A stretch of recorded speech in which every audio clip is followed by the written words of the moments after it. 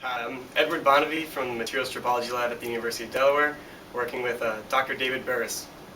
And today I'm going to answer a few questions from STLE.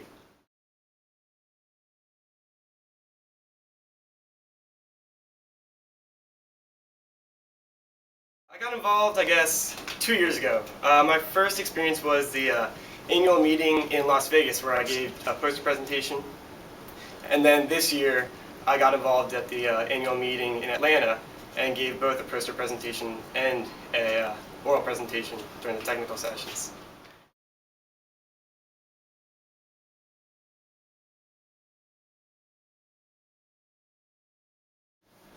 I think it's helped a lot, actually.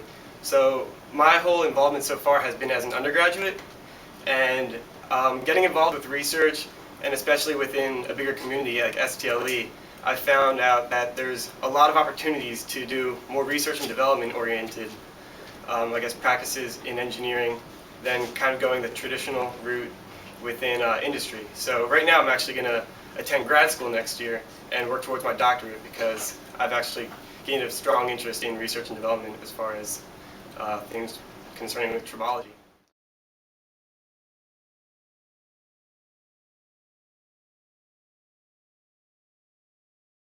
So like I said, I gave a poster presentation last year in Las Vegas, and then I gave both a poster presentation and a oral presentation this year.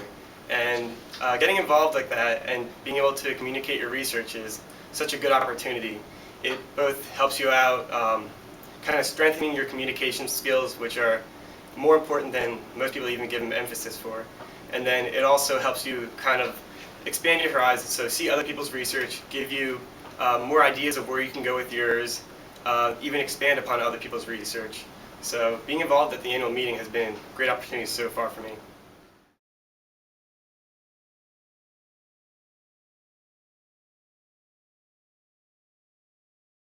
So this is the poster I gave in Atlanta in May.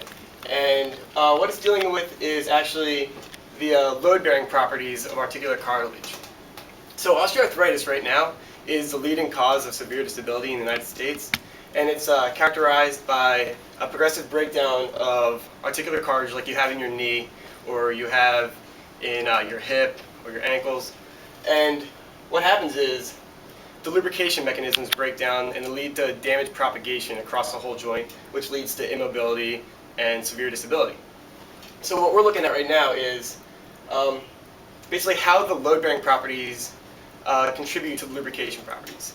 So a recent group has shown that the friction coefficient is linearly proportional to the amount of the normal force taken in by the fluid load support compared to the solid fraction of cartilage.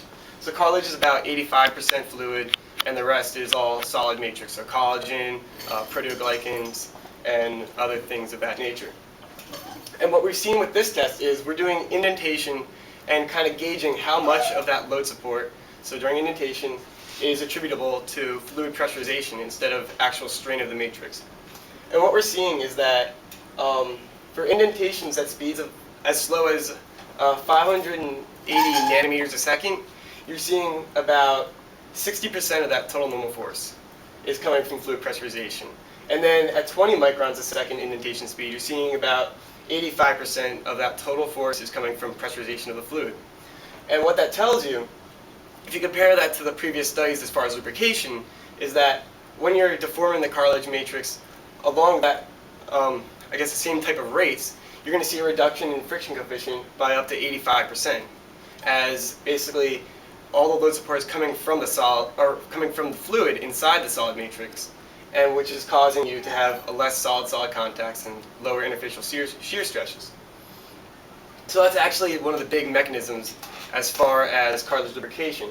It's the pressurization of the fluid during deformation, which is why you actually see in osteoarthritis, it's not a big risk factor to be an athlete, like a distance runner or someone who's moving around a lot, whereas obesity is actually a very big risk factor, which would actually come into play in our research as far as we've seen, where a lack of movement would cause higher friction in vivo and would cause degradation.